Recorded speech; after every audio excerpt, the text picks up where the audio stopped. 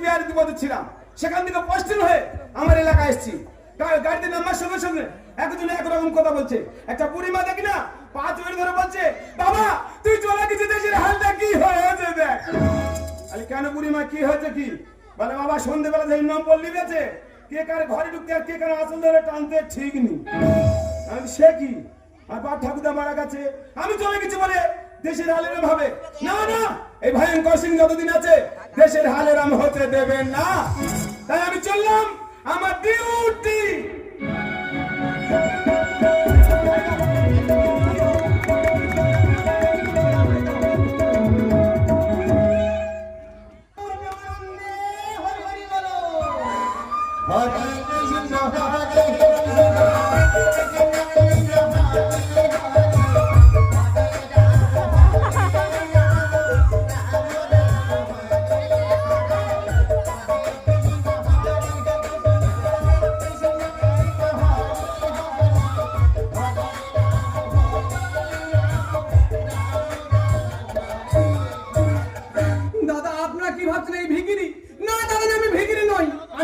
ভট্টাচার্য ব্রাহ্মণ।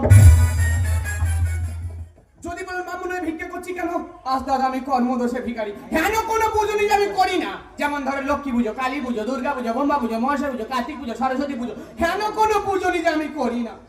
পুজোর শেষে টাকা দেওয়ার সময় বলবো, ঠাকুর মশাই পুজোতে অনেক টাকা খরচা হয়ে গেছে, তুমি এই 200 টাকাটা রাখো। নিয়েছি দাদা নিয়েছি, কারণ তাদের বাড়ি 2টি সন্তান আছে, তাদের মুখের দিকে তাকিয়ে সেই টাকা আমি নিয়েছি। ওদের বিয়ের সময় আমি এমন একটা ফর্দ করে দেবো, সেই সময় আমি কিছু মাল টেনে নেব, কিন্তু সেই সব শুয়োরের বাচ্চারা পালিয়ে চলে যাবে, গিয়ে বিয়ে করবে, ঠাকুর মশাইরা ডাকবে না, আর ঠাকুর মশাই কিচ্ছু হবে না। দাদারা ওই জন্য তাই ভিক্ষা করছি। শুধু কি ভিক্ষা করছি, ভিক্ষার সঙ্গে সঙ্গে পুরনো সাইড বিজনেস ধরে রেখেছি। যদি বলো কি বিজনেস, ঘটকের বিজনেস। মাইরিদা ঘটকের বিজনেসে প্রচুর লাভ, 1000-200 টাকা কমিশন। দের বাবা এ নয় রে, হ্যাঁ মিঠাই গৌর দেবো